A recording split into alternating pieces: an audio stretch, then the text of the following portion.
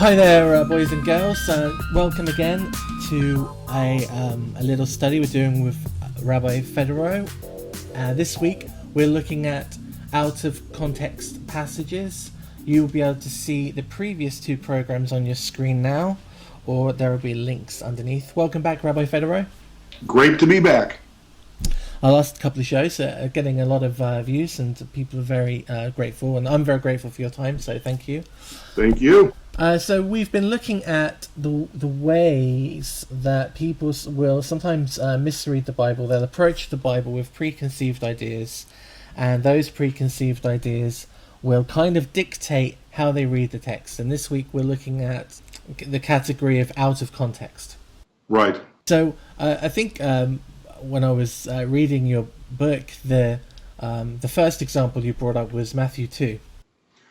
Which is the single easiest way to look at this. But Jason, before we begin with that, I don't know if you know this, but did you know that King David was an atheist?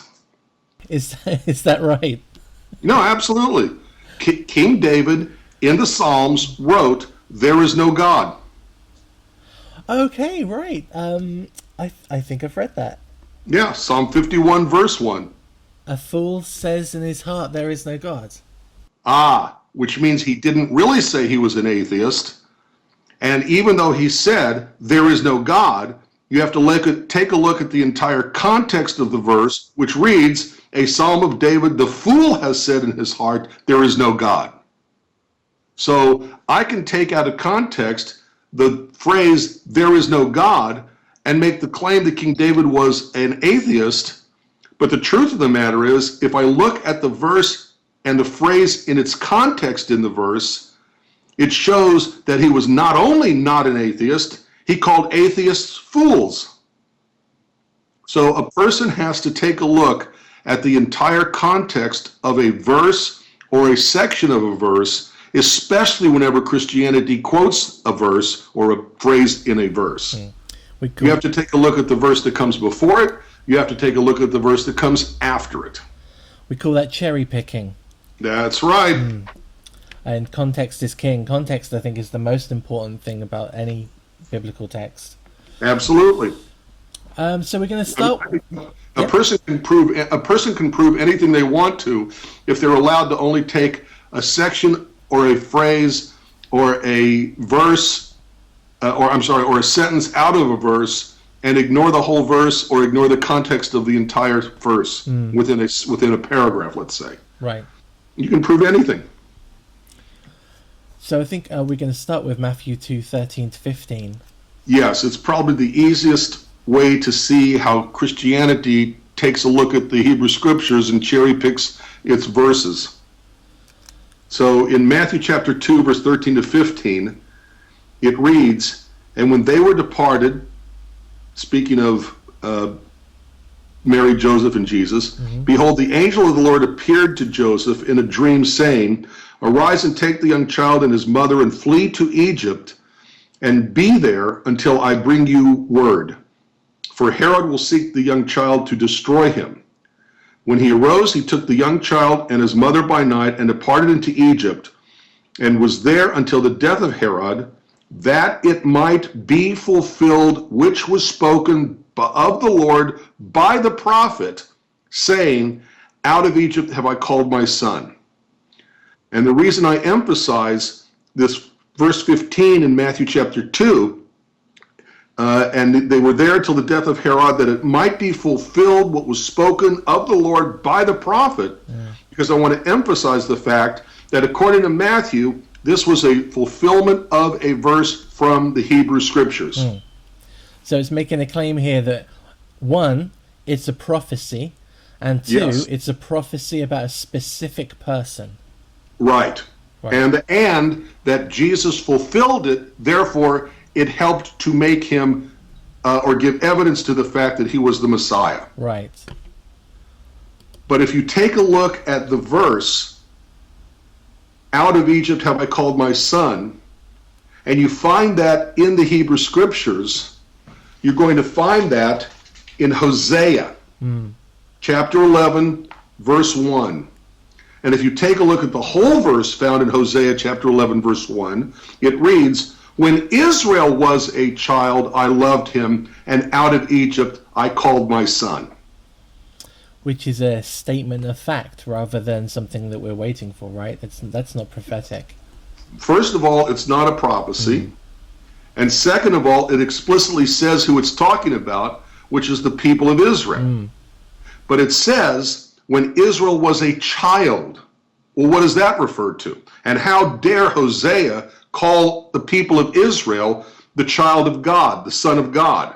And the answer is, Hosea was referring to a specific place in the Torah, in Exodus chapter 4, verses 21 to 23.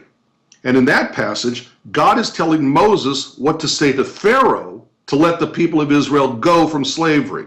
And there, God himself refers to Israel as God's son. And the Eternal said unto Moses, when you go to return to Egypt, see that you do all these wonders before Pharaoh, which I have put in your hand. But I will harden his heart, that he shall not let the people go. And you shall say to Pharaoh, thus says the Eternal, Israel is my son, my firstborn. And I say to you, let my son go, that he may serve me. Refuse to let him go, behold, I will slay your son, your firstborn. So the context that allows Hosea to call the people of Israel God's son is Exodus chapter 4, verse 21 to 23, where explicitly God himself calls Israel God's son. Indeed, he calls him the firstborn. And calls him the firstborn. Now, there are a number of problems with this for Christianity, because there are two places in the Christian's New Testament that talk about the birth of Jesus. One is the Gospel of Matthew, one is the Gospel of Luke. And it's very interesting to compare the stories, especially in light of what we read from Matthew, where Matthew said that Jesus came out of Egypt explicitly to fulfill a prophecy. In the book of Luke, in the Gospel of Luke, Luke has Mary and Joseph going from Nazareth in the Galilee to the north down to Bethlehem. Mary was pregnant with Jesus. You know, the most normally known Christmas story. Mary is pregnant with Jesus, but they have to go down to Nazareth because of a census. They come down to Bethlehem. They leave Nazareth to come down to Bethlehem for the census, which is where Jesus is born. But because they're traveling from Nazareth to Bethlehem, they don't have a place to stay.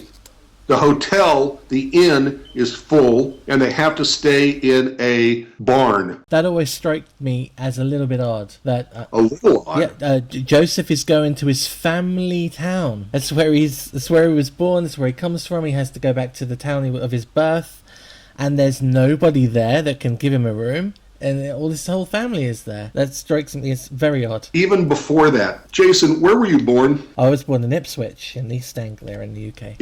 Meaning in England? Yep, in England. Okay. How would it be if every single person, every time a country wanted to do a census of its own people, where everybody has to go back to their home, or the city in which they were born, to be counted in a census? Do you realize how horrible a chaos that would create? It's impractical too. A census normally is to tell the government who's where, and if everyone has to go back to where they started from, it's not accurate. Yeah, and usually for the sake of taxing them. Right. So they don't care where you came from. They just want to know where to find you to get your taxes. The whole idea of having to go from Nazareth to Bethlehem to be counted in the census, where it just so happens that Jesus was born, and then they go back to Nazareth, is a silly idea to begin with. But notice that in the Luke narrative, Jesus never goes into Egypt, therefore he never comes out of Egypt. Therefore, according to Matthew, Jesus never fulfilled a prophecy about supposedly where the Messiah has to come out of Egypt. So according to Matthew, Jesus did not fulfill one of the prophecies to be the Messiah.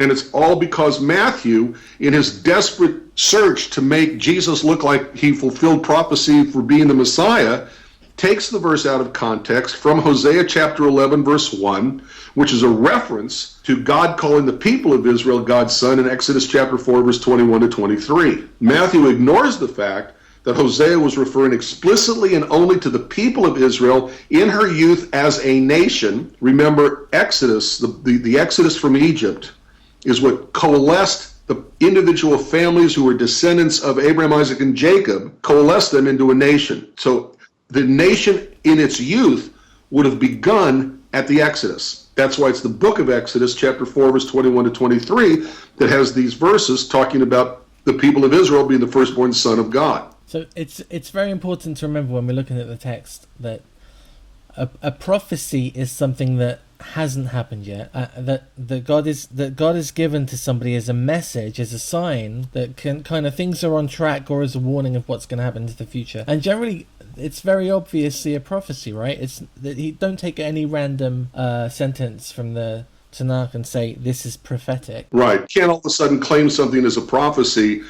And what happens, as we'll see later on when we talk, Jason, that you can take any verse, you could even make up a verse, and then make up a story about Jesus to show how he fulfilled that verse. And that's what they did. Oh, that was awesome. So that was actually the whole of the out of context example that we were going to use today. It's a nice short show.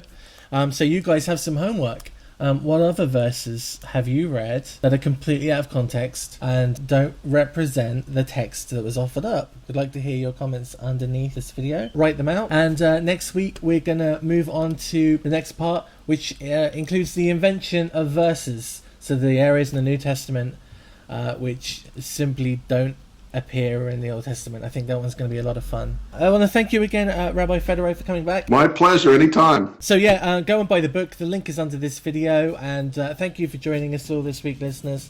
And we'll see you all again soon. Bye-bye.